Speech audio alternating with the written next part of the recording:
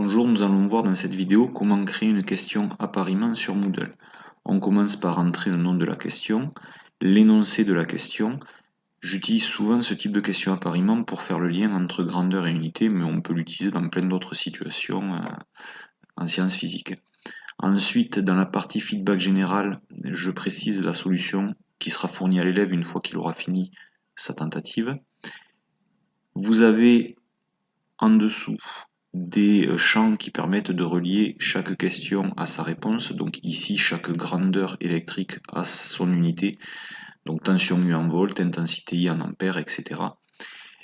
On peut, si l'on le souhaite, rajouter des emplacements supplémentaires. Donc il faut cliquer ici sur 3 emplacements supplémentaires vides, ce que je vais faire.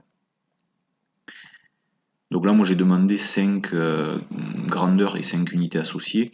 Je ne veux pas en demander plus de 5, mais je peux par contre rajouter, sans rien inscrire dans la partie question, je peux rajouter des réponses fausses, qui ne seront jamais en fait utilisées, qui ne seront jamais reliées à une grandeur. Donc par exemple le joule et le watt. Voilà.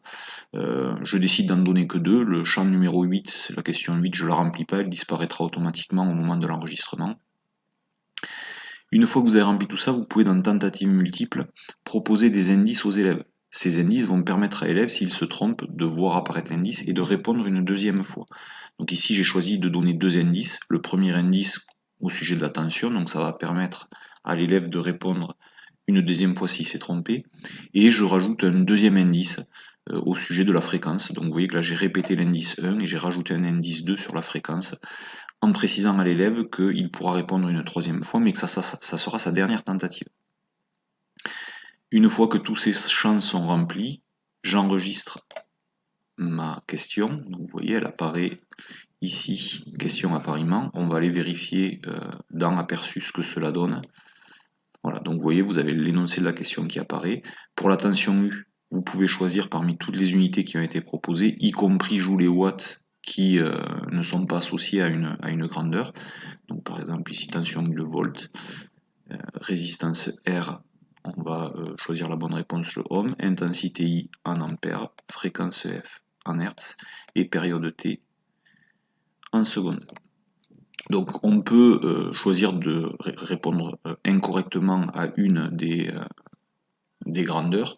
Ici je ne vais pas le faire parce que la gestion des indices on les a vus dans les vidéos précédentes. Donc si je clique sur vérifier, voilà, la réponse est correcte, la solution que j'ai tapée dans le feedback général apparaît, et au cas où j'ai pas tapé de feedback général, Moodle me donne quand même les bonnes réponses associées, chaque unité associée à sa grandeur correctement.